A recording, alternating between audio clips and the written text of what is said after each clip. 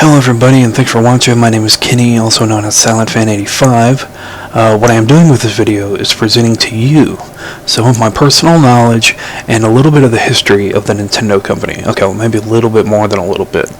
I'm going to try to cap this video at about 10 minutes if possible, but when it comes to video games, it is a hobby and a passion of mine that has been burning since I got my first Nintendo Entertainment System. Now, I got my first Nintendo Entertainment System back in 1992 when I was 7 years old. Yeah, that's right, I'm getting old. So eventually, the system that I received for Christmas started my passion and burning desire to know more about video games. Well, from then on, I, for the most part, devoted myself to gaming. I've played a long history of video games. I've owned at least one of every system along the way, notably except for the Commodore 64 and a Magnavox Odyssey 1. I have a Magnavox Odyssey 2, however, I've never been able to get my hands on an Odyssey 1 or a Commodore 64, which is kind of a letdown for me, because I've always wanted the Commodore 64, and maybe someday I'll get one. But back to business. So essentially what I'm doing with this video is just trying to present some facts and give a history about Nintendo that some people don't know. Maybe educate my subscribers a little bit, and just kind of do it in a basic way, because I've found that personally when I listen to audiobooks, I soak in more information than when I read something. So I hope this helps somebody somewhere gain a little bit more knowledge about the company, because the company has been around for a lot longer than people realize, and they have devoted themselves to family entertainment. They have had some mature titles in their gaming lineup, most notably Resident Evil games, and some of the House of the Dead games, but essentially their mature ratings or ratings lineups tend to be from everyone up to maybe at the most teen. So they're very family oriented. Their target range of age tends to be between 4 to maybe 14, 15 years old, and that's where most of their market lies. So, and they've always broken the mold when it comes to gaming. Take a look at the Wii, for example, probably one of the greatest breakthroughs with gaming, with the motion technology and the sensing technology, and it's a great system.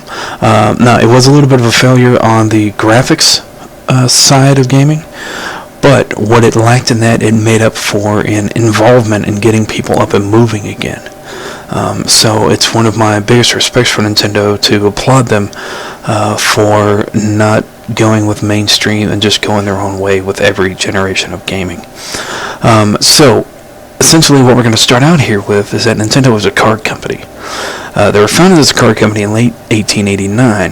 They were originally named Nintendo Koei, based in Kyoto, Japan. The business produced and marketed a playing card game called Hanafuda. The handmade cards soon became popular, and Yamauchi hired assistants to mass-produce cards to satisfy demand. It continues to manufacture playing cards in Japan, and it even organizes its own contract bridge tournament, which is called the Nintendo Cup. And it's actually a pretty long-running cup. It's been doing it for well over 50 years, and it's really awesome. If you want to look more into it, just Google it. Again, it's called the Nintendo Cup, and you can learn more about it. Starting in 1956, Hiroshi Yamauchi, grandson of Fusajiro Yamauchi, visited the U.S. to talk with the United States Playing Card Company, which was the dominant playing card company manufacturer at the time. He found that the world's biggest company in his business was only using a small office. This was a turning point when Yamauchi realized the limitations of the playing card business. So he eventually gained access to Disney characters and put them on the playing cards to drive sales, which was a fairly big payoff for him.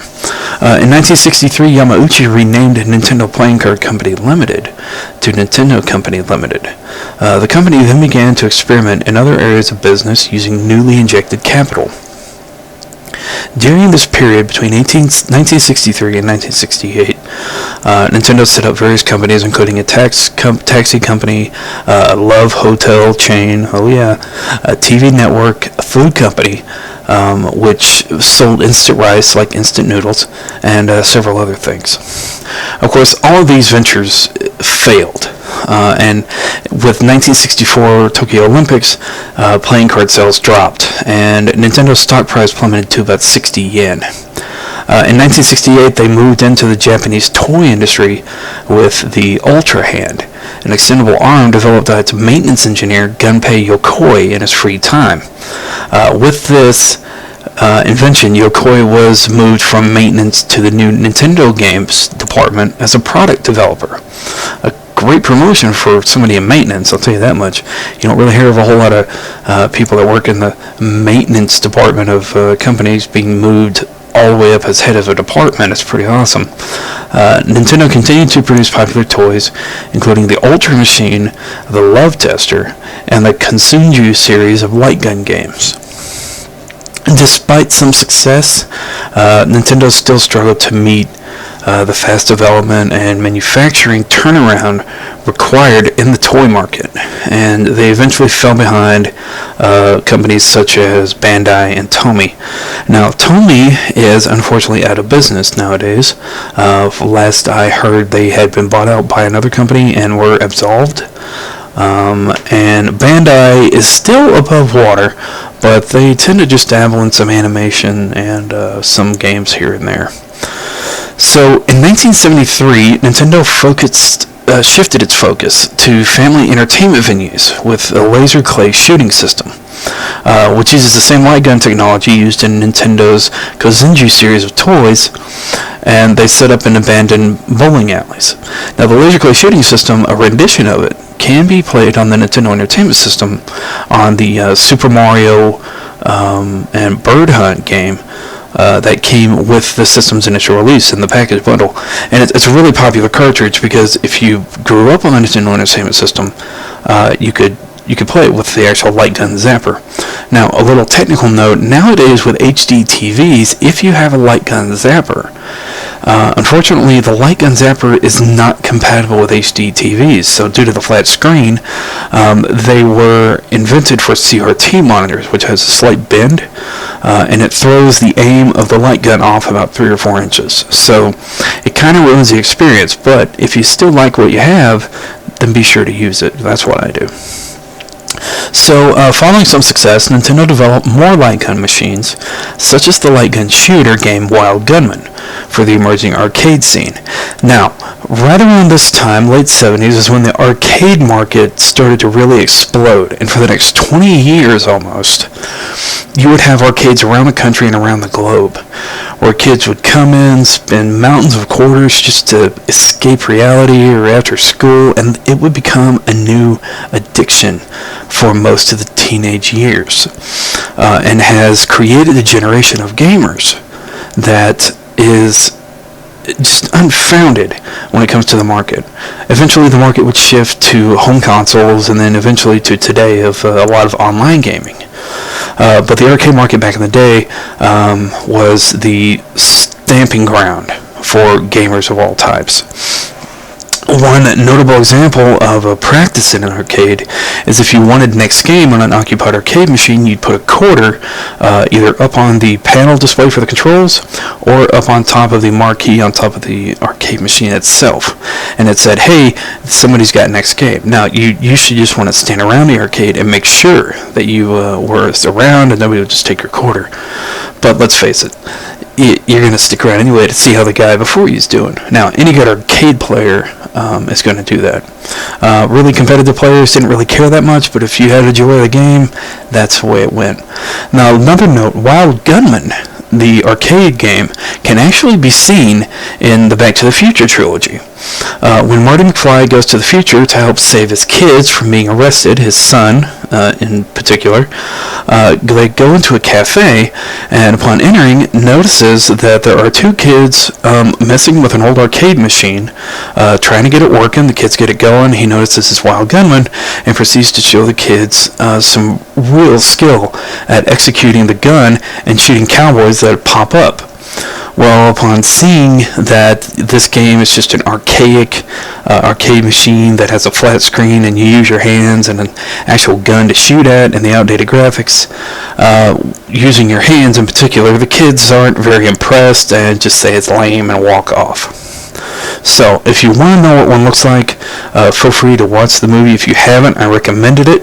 One of the greatest movies ever made. And you will not be disappointed, because even by today's standards of graphics, it's still incredibly impressive.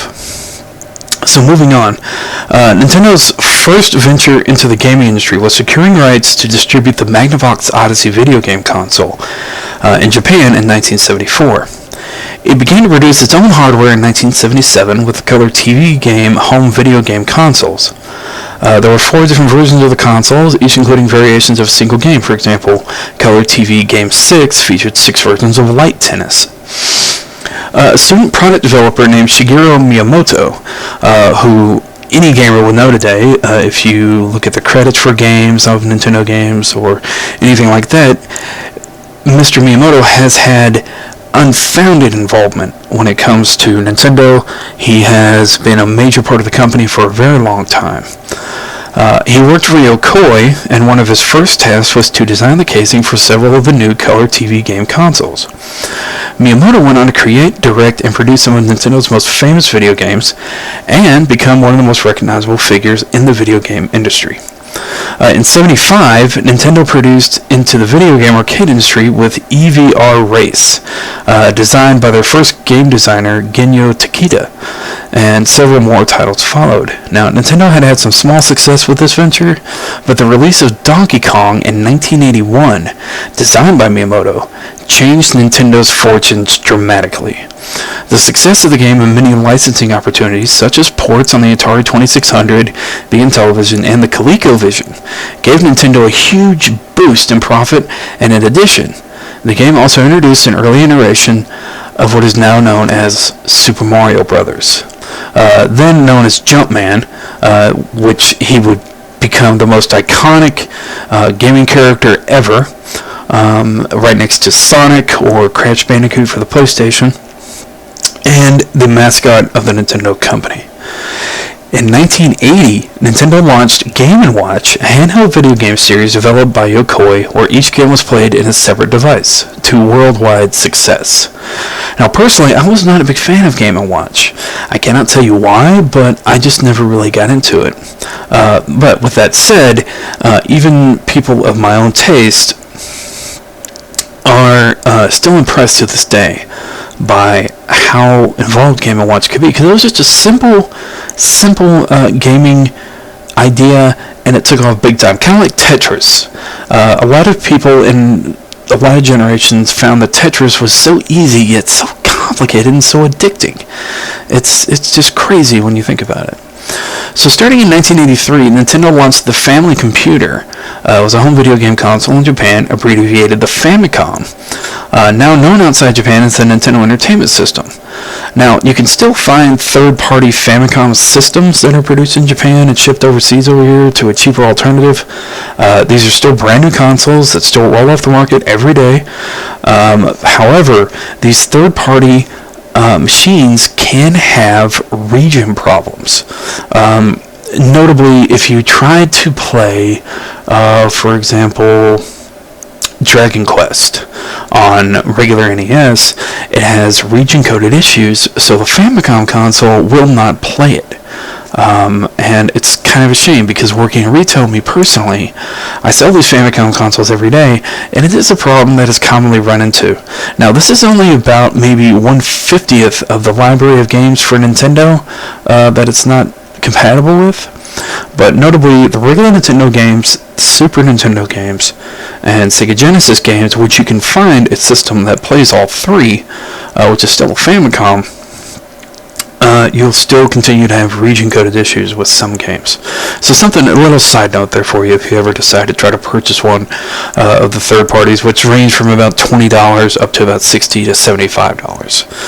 So with the release of the Famicom, alongside ports of its most popular arcade titles, in 1985, the NES launched in North America and was accompanied by Super Mario Bros., one of the best-selling video games of all time. Famicom was followed by the Super Famicom in 1990, now known as the Super Nintendo. It was released outside Japan in 1991 and 1992. This was Nintendo's console of the 16-bit 4th generation, boasting superior graphics, game speed, and sound over the Famicom of the 8-bit 3rd generation, and whose main rival was the Sega Mega Drive, or the Sega Genesis. A console war between Sega and Nintendo ensued during the early 1990s, although relatively due to light market, the SNES considerably outsold the Mega Drive. Again, Sonic is Sega's mascot, Mario is Nintendo's mascot, and nowadays they actually have a line of games. Mario and Sonic are the Olympic Games. They have a Mario Sonic racing game. They have a Mario and Sonic sports game. So they've kind of collaborated and really kind of put them head to head. Sonic is supposed to be coming out in the new Super Smash Bros. Games that is set to release next month. Now, by the time you probably hear this video, it may already be released, and if so, I am fairly sure that they have equaled out the fighting capability of both Sonic and Mario, because they are both powerhouses in their own right when you look at it from the geeky point of view and look at the stats and power that each character may have. So the console war was a fun part of the 90s. Well, in 1989, Nintendo launched the Game Boy, its second handheld system. In 1998, it would be followed by the Game Boy Color. Aiming to produce an affordable virtual reality console, Gunpei Yokoi designed the Virtual Boy, which was a table-mounted semi-portable console featuring stereoscopic graphics. Essentially, what you saw in the Virtual Boy was about 3 different layers of red characters going across the screen. The most notable game that was released at the time was Mario Tennis, where you could actually play as a T-Rex bouncing a racket back and forth using a ball, playing with Mario. It was unfortunately a failed endeavor on Nintendo's part. It's still to this day one example of putting too much into one basket and having some very heavy repercussions of the aftermath. With the late onset of the 90s, they released the Nintendo 64. With its market share slipping into Sega Saturn and the new rival Sony PlayStation, Nintendo utilized a $185 million marketing campaign centered around the Play It Loud slogan to revitalize its brand. 9 years after the Game Boy was launched, the Game Boy Color was released. 3 years later, Nintendo pushed out the Game Boy Advance, which boasted Super Nintendo-type graphics, 16-bit, great color, and terrific sound because it did have 2 different speakers. With that coming out, they also released the GameCube to lukewarm sales, and it's ultimately failed to regain the market share lost by the Nintendo 64. Nintendo 64 outsold GameCube by about 3 times over, if not more. So the GameCube still to this day is a fairly decent system. You can find one for about $30 to $50 depending on who you buy it from. One in the box can go online for about $350 to $400. That's still sealed. If you can find it with the box, it adds about another $30 to $40 in value. So that will end this video of a little bit of history of Nintendo. I hope my subscribers enjoyed it. I do thank you for watching and thank you for listening. I do apologize for the quality of this video. It was kind of done in a hurry, and unfortunately, I seem to be having a problem with my mic. However, working on this video for as long as I did, I decided to just go ahead and throw it up. Any input or any information in this video that you may find to be inaccurate, be sure to leave a comment down below, and I will verify it and be sure to correct it. Again, this video was done from the Wikipedia of Nintendo, my own knowledge, and my professional experience working in retail with gaming products. So again, I do thank you for listening. Be sure to like, subscribe, comment, and for now, I will say salute.